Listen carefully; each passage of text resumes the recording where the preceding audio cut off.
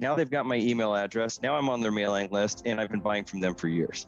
And so it goes back to the tagline that we have, right? It's not about the transaction, it's about the relationship. So how do you use all of these different marketplaces or different strategies to drive the relationship? And that to me is omnichannel. Welcome to the Heroes of E-commerce podcast, hosted by Russell Miller of Risio. On this show, we speak to e-commerce business owners and leaders, the unsung heroes taking their industry by storm. Tune in as we share success stories and discuss e-commerce ideas to take your business to the next level. So let's dive in. Hey everybody, this is Russell Miller, General Manager of Risio. I am super excited to have Mike Brenneman, Santa Commerce, with us today. Mike, it is great to have you on the show. Great to be here. Thank you, Russell.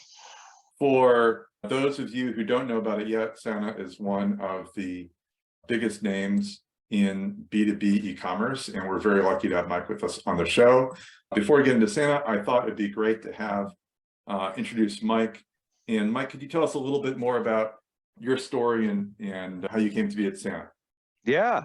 So it's funny. When I graduated college, I sold new homes for a little while, and then I got my insurance licenses, and I did financial planning, and also had my securities licenses. And then, it's seeing when the real estate market crashed, and I was selling new homes, lost my job. We bottomed out. I decided I need to get into something that's kind of recession proof. And I knew nothing about technology whatsoever. Like there's a printer, there's a firewall, I had a laptop. I had no clue like what went into software development, and it just, but my father had told me it's very recession proof. And so I thought, cool, I'll try that out. So I got a job working for a professional services company, and just started off in inside sales, banging phones, 80 to 100 phone calls a day. Started learning about ERP and CRM and virtualization and, everything that goes on behind the scenes from a technology standpoint at a business. And it just fascinated me.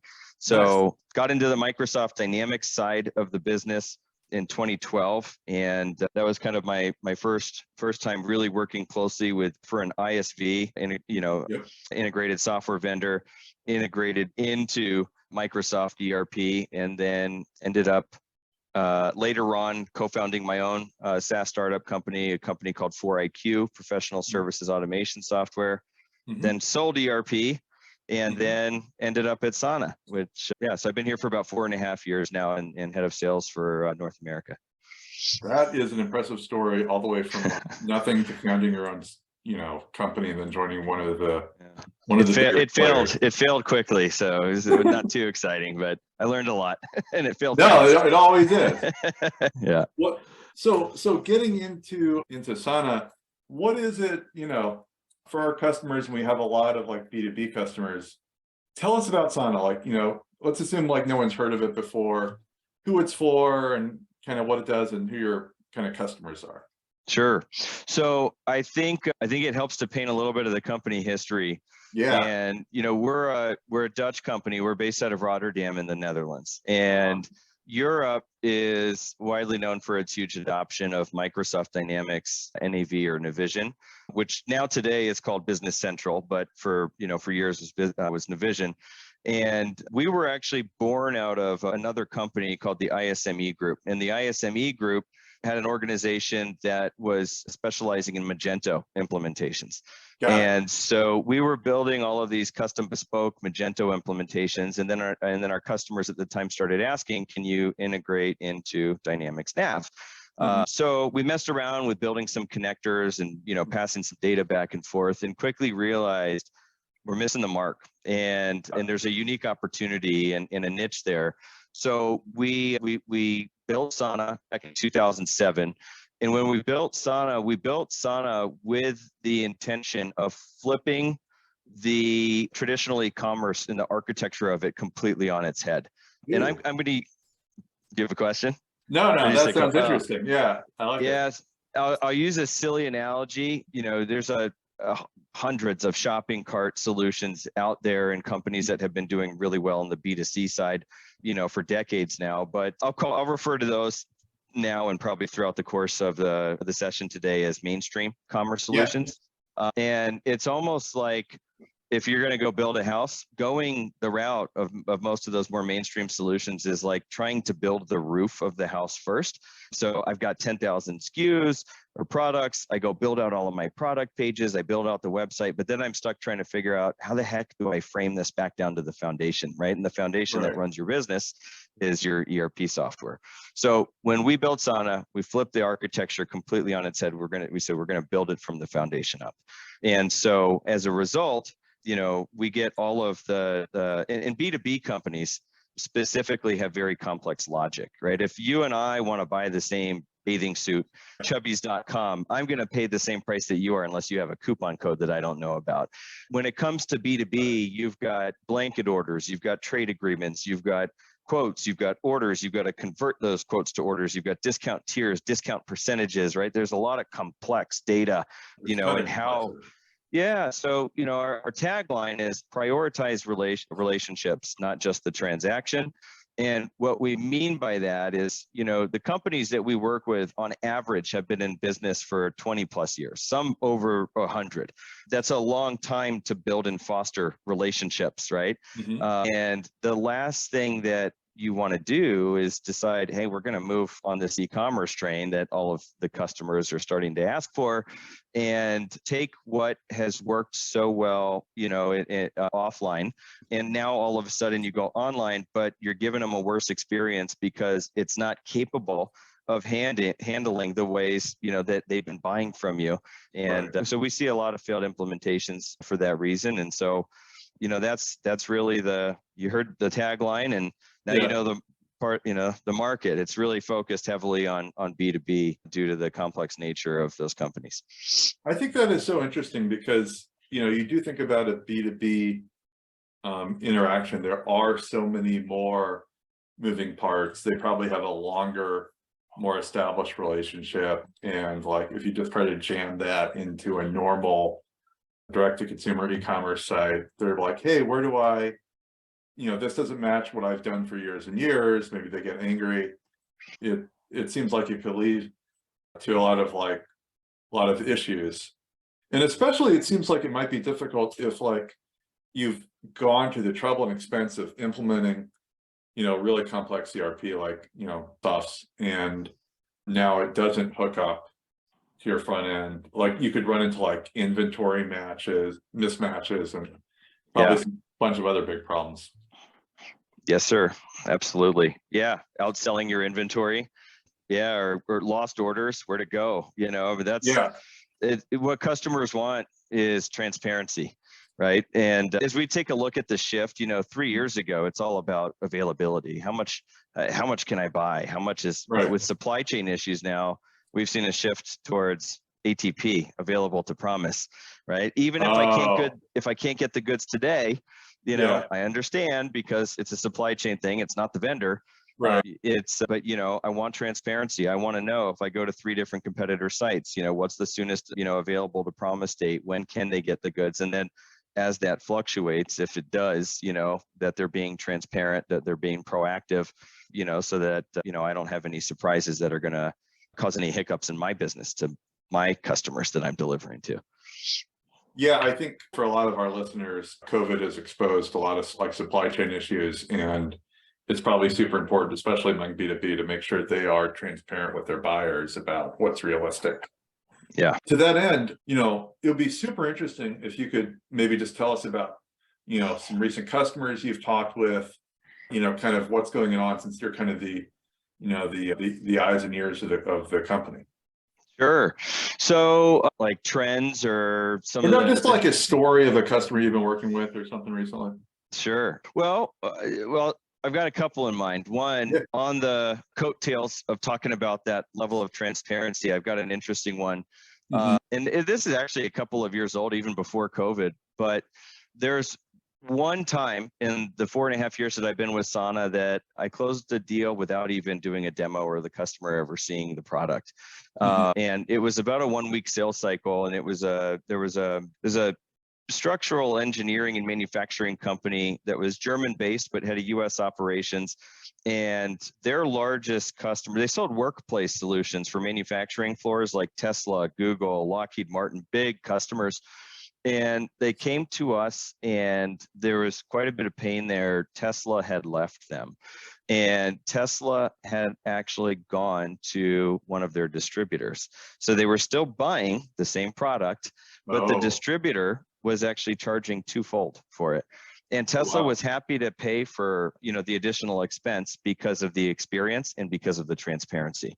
Really? Where the manufacturer didn't have a way of selling online, the distributor did. And, the time that it took to process the orders was faster. They were more transparent. They could go online. They could see the shipping dates. They could, they could sleep at night knowing that when they ordered something, when it was going to be arriving. And so much better experience. Interestingly enough, yeah, so they bought Sana without ever seeing a demo. They're just like, we don't want to lose that direct relationship. Yeah. And so we took them live. They did end up getting Tesla back. They ended up seeing quarter revenue increases for at least 6 quarters in a row. And then I think we stopped keeping track a little bit for a while there because they were kind of off the ground and running with us. But one of the most interesting things that I heard in an interview with their CEO and our CEO not long after was, you guys were the reason that we could sleep at night because of the tight integration to the ERP system. We could trust the process, right? And our customers learned to trust the process. And the other thing that was really cool, and with B2B, it's all about hyper personalization, right? Not every customer is treated the same, as we already talked about with contracts and pricing. Not every customer buys the same products, so in some cases you need to tailor the web store so that when they log in, they see what's pertinent to them.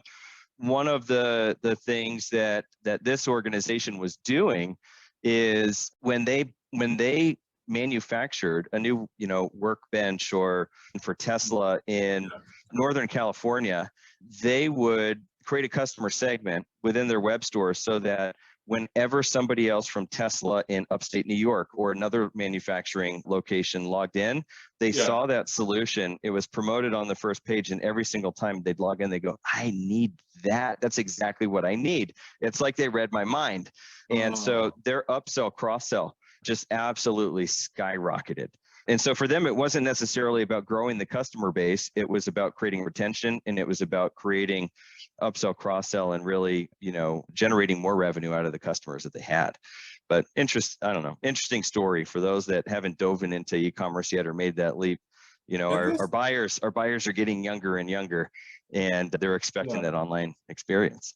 There's a lot of, I want to hold on that for a minute because there's, I think, a lot of interesting pieces to tease out. So it sounds like Tesla had maybe multiple buyers. There wasn't just one purchaser, but that this company was then able to create essentially a custom storefront for Tesla with like the kind of products that they thought would be best. Yeah, they had nothing. I mean, they published an annual catalog, print, email. One of those giant, like 2-inch thick ones that comes every quarter. Yep. And, Tesla would pick up the phone, or they'd send an email, and they'd say, I need this. And, then it was a manual process to enter the order into the ERP system. And in the meantime, unless communication is 100%, if somebody's out of the office sick, what if they're out? What if there, is no availability? The order gets stuck in the process for 3, 4, 5 days. They don't know if it's been processed, if it's, shipping yet. So really, the lack of having an online portal, an online presence, and that level of transparency is what led Tesla to go to their distributor and pay 2 times as much money for the same product. And yet when this company then implemented this Sana's e-commerce solution, I thought it was so impressive they were able to kind of like ramp their e-commerce sales so much. Did they do a lot of active promotion, or was it just their customers just finding it much easier to kind of, work with them? Well, that's a good question. I don't know the answer to that, because after they went live, they got turned over to a customer success manager, and I didn't follow the entire story after that and where it went. But one of the things that we guide our customers to is, and we created something that we call Sana Success Track. every company's different. They come to e-commerce for different reasons. Right. But there's about 12 or so main themes that we see with every customer, ranging from what we just mentioned with this organization, where I want to, retain my customers and I want to generate more upsell, cross-sell opportunities or more revenue from them, versus a company who's been selling B2B and is now going direct to consumer and wants to work on SEO and brand awareness and convert more customers online. Right. We take that we show them the 12 or so paths, ask them which one resonates the most, which one is their top priorities. It's better to choose about 2 at a time and really focus on those and then move on to more. And then, start working with them on best practices. And one of the things that we always say, and it's interesting, I always tell our customers, this is a project that happens with you, not to you. Yeah. But then after I've said that, at some point later on, I have to ask them to remember back to that. Like, when you deliver this to your customer, it's not something that should happen to them. It should happen with them, right? So Right. it's, if you're just shooting out a mass email notification that says, hey, good news, we have a web store, here's your temporary credentials, log in, have at it, right? You're probably missing the mark. How many people are reading their emails? What I would Right. do is I would have a salesperson follow up with a phone call. And we've got the analytics on, who's validated their store account, changed their credentials, who's been poking around in the web store or placing orders. So leverage those analytics, look at what, who's not coming to the store, pick up the phone, call them. Heck, create a template of or a list of the items that that they buy on a particular frequency, and walk them through it and show them the list that you've created, so that with B2B, it's about ease of use, right? They want Right. two or three clicks, reorder, get in, get out, move on. Right. And so, it's really about, adaption. You can't just expect it. You have to work towards it in some cases. And my guess is that the company I was referring to, probably did a good job of that. But they also had customers that were yearning for it, that were asking Right. for it, They really and leaving. wanted that experience, and probably, maybe the people doing the ordering were on the younger side, definitely wanted something that was more hassle-free. You didn't want to have to talk to anybody, just, a real nice interface. They could log in and reorder the same things. But going to what you said, it seems like there's also people want sort of high touch when they want it. Yeah. They can reach. Okay, cool. Let's move on to another one. Is there another sort of, I don't know, any customers you talked to in the last couple of years that really stuck out as you really like working with them, or they had an interesting story?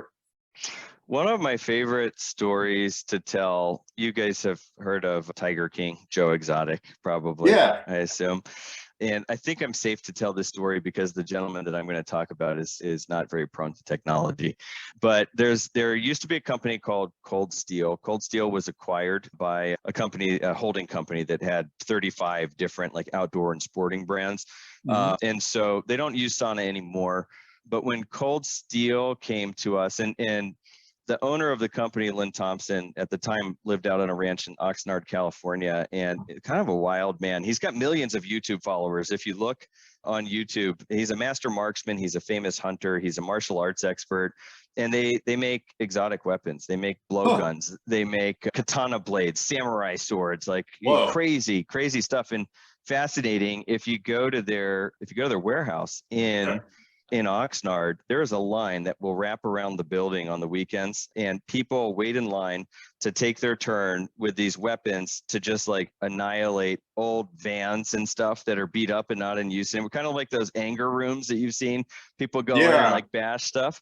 So, they build some energy around it. But and it's kind of interesting too, because I'll never forget when he was getting ready to sign, he had all the heads of the animals, that he's hunted in the background on his wall. And he told me if we messed up the project, I'd be the next one on his wall. But they had a really interesting use case. They were on Magento and Magento 1. Magento 1 had sunset, and there was an end of support about 30 days from when they came into the picture with us. And when that support ended, they were going to lose PCI compliance. So there was an epic and dire need there to get live with something fast. They were moving off of Microsoft Dynamics GP to Business Central, and they had some interesting use cases though. They sold to they sold to direct to consumer, they sold through distributors, and they also sold to the police and the military.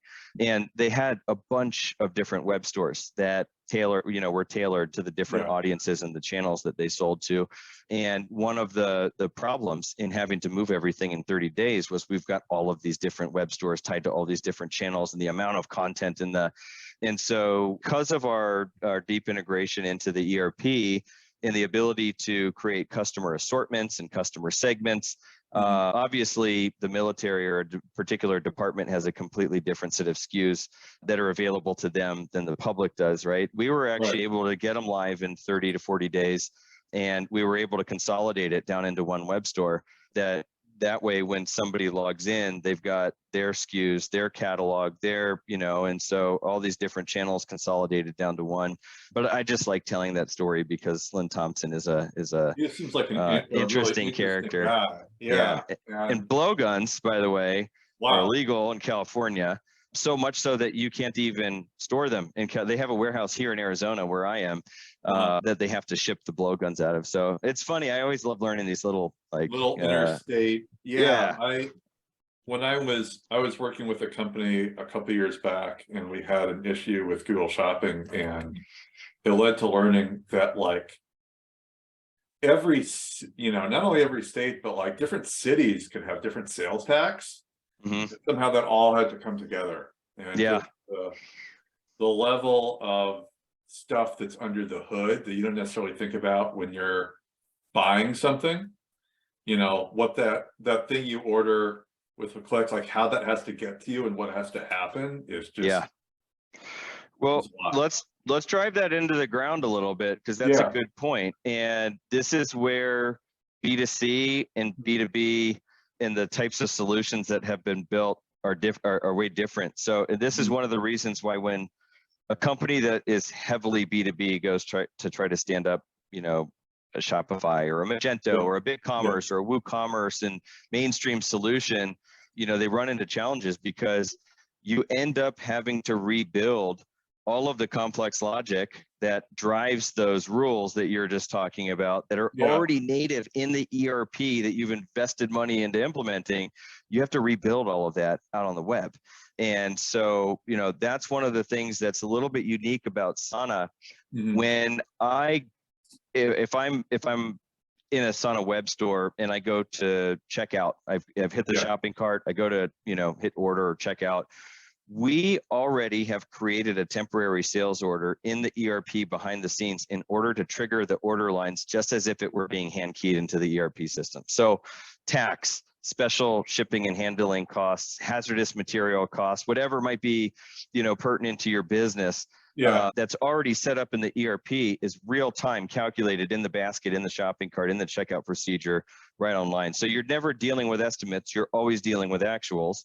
And then we delete the temporary sales order behind the scenes just as quick as we create it. And then when the order is actually placed, we create the open order in real time in the ERP system. But everything that you just mentioned there's a lot going on behind the scenes. And so having that real time calculation is super important. And that costs a lot of money to customize, or rebuild that logic in the more mainstream e-commerce solutions. Yeah, what I've seen is there's often not even an integration. There's like a clerk or multiple clerks. And, what looks like fancy software on the front end, and then really like it's a person with like two screens, like manually retyping everything from one into the other. And I don't know, but I've seen some awful things come from that process where someone just, fat fingers something. Yeah, it's error prone. Yeah. And don't let integrated is it's a buzzword that everybody throws around loosely. If I had to send one message out to the listeners, it's don't be fooled by the difference between integrated and interfaced. There's a big difference, and well, everybody says, oh yeah, we're integrated, or we could integrate into that. What they're referring to usually is we can pass data back and forth, right? Well, but A, that data is never usually in real time, and B, passing data back and forth is the reason why we decided that we were missing the mark when we were doing that, back with Magento in 2006. It's a very different level, there's a huge difference between being interfaced and integrated. And if you're not repurposing all of the business logic and you're not doing a lot of that in real time, I think it's hard to call yourself truly integrated into the ERP. That's a good point. Like there could be like an interface thing where all it means is like it automatically emails an Excel file or something, and good luck to you. Yep.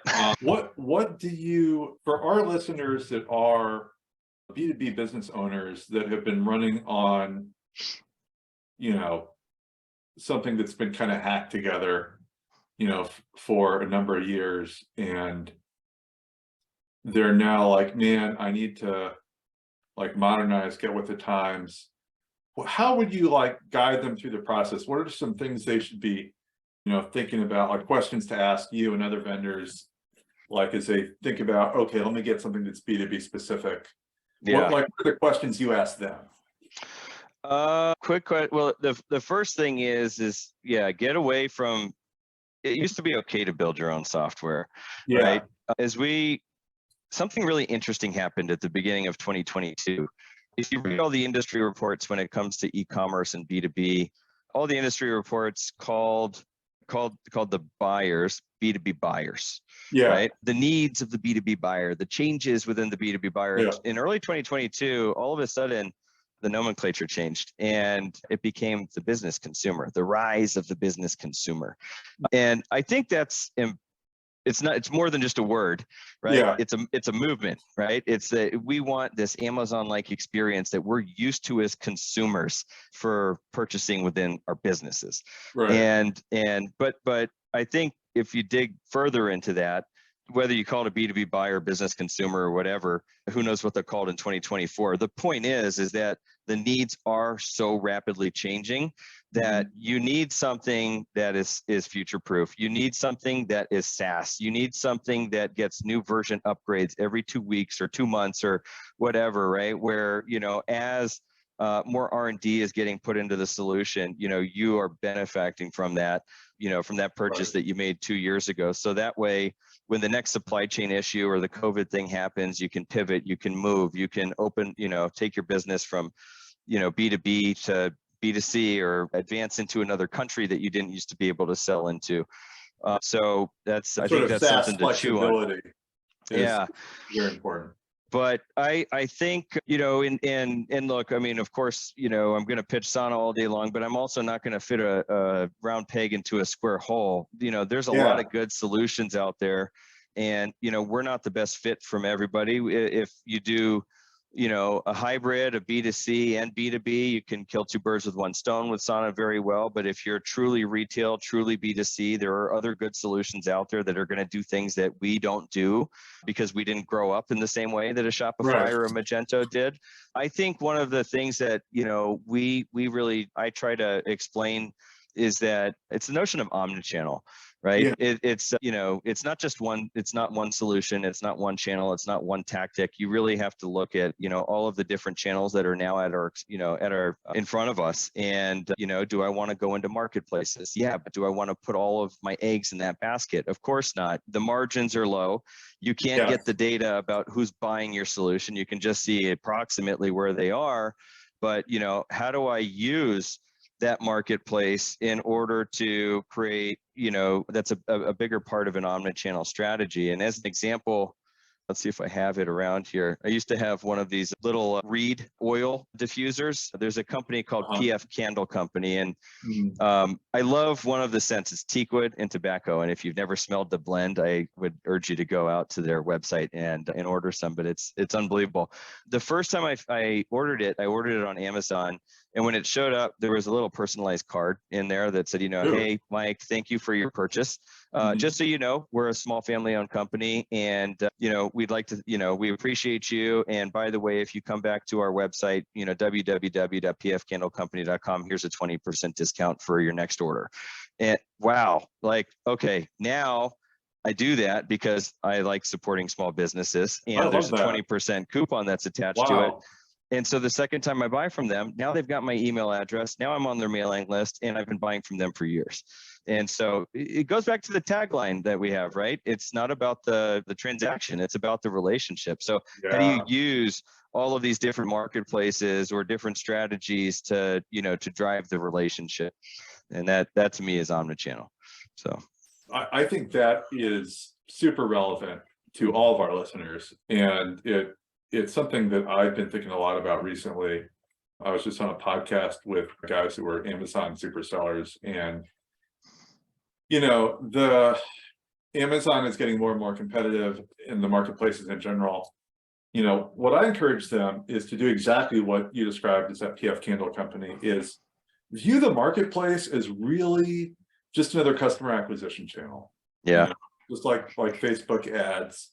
And what you're doing afterwards, like when you send them that handwritten card, which I think is fantastic, is like, hey, here's a reason to come to our website. You get a coupon.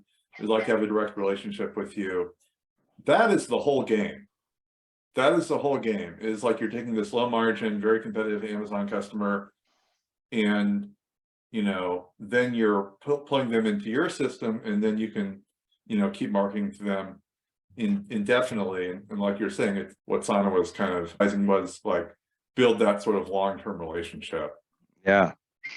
That's going to be much more profitable than trying to win the battle on the marketplaces. And I think something retailers should really think about, in the coming year. Yeah, the other thing I would tell them is don't let the perfect get in the way of the good.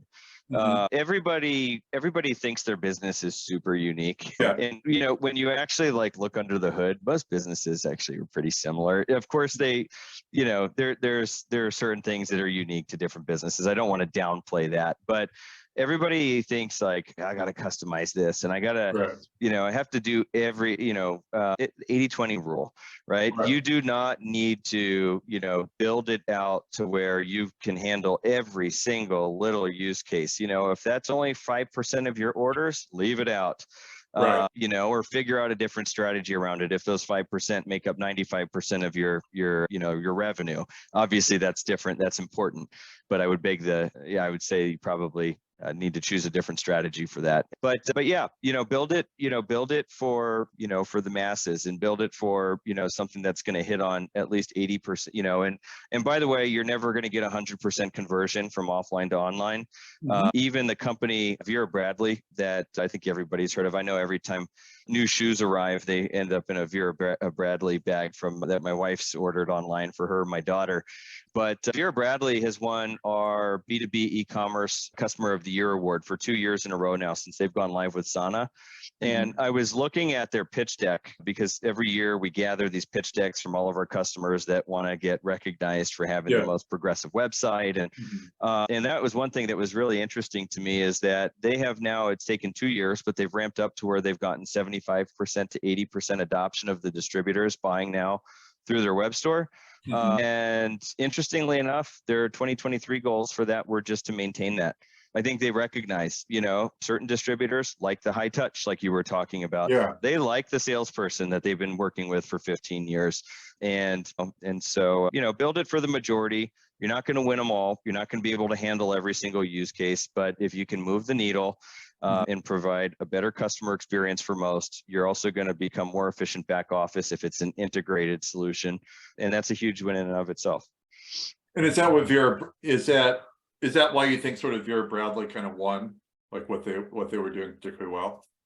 I'd have to go back into their pitch deck. They have just done, if you saw their pitch deck and compared it to the others, it's in a league of its own. Like the way there's a maturity level there, what they're measuring, what they're looking at, what they're striving for, the analytics that they're diving into, the strategy, the rollout, going back to this is a project that happens with you, not to you. They embrace that. And they've, they constantly, similar to our success track, they that was before we even had the success track, they kind of created their own, they try to really get good at two more things. and not 100% perfect, but 75, 80, 80%. And then they move on to the next couple. I think that's what's really made them successful. Well, that's awesome. So let's wrap. Let's bring it to a close here. Are there any other, up and coming things or anything else we should know, kind of on the horizon for Sana? For Sana, yeah, there's a lot that we're going to be launching. There's a lot we have launched recently. We were available to promise. We were talking about earlier. That's not huge, but one thing that we're starting to dive into is 3D imagery and augmented reality, and being able to spin images. And say B2B companies, some of them have really complex products. When you talk about, we do a lot in the heavy equipment, machinery, and automotive industry, and being able to have a spare parts exploder diagram, right, to where I don't need to come up with a magnifying glass and look at a SKU, but I know what it looks like. I can point and click at it, and I can spin the image to get to it, things like that. So there's a lot more of that that's going to be coming. One of the other things that we're working on right now, and again, as we talk about from the B2B buyer to the business consumer, subscription. A recurring billing subscription, that's on the roadmap for this year as well. We're starting to see a big shift in B2B companies that are starting to try to take that concept and run with it. So those are a couple of the bigger things that are on the roadmap that we're working on right now. Nice, excellent. Well, I want to thank you so much for your time today. Thank you. I guess it's been Mike Brenneman talking about Sana Commerce. If you are a B2B commerce, or if that is a big part of your business, you should definitely check them out. It will integrate with your ERP a lot better and give you a lot more flexibility than maybe you're getting with your current platform. Awesome. Thanks for having me, Russell. I appreciate you. Thanks for tuning in. This has been the Heroes of E-commerce podcast, brought to you by Risio, a proven email system that's made millions for e-commerce sites. Be sure to subscribe to our podcast so you don't miss an episode. For even more insights, visit our website at risio.com, where we share resources on email marketing that grows sales. Until next time, happy marketing.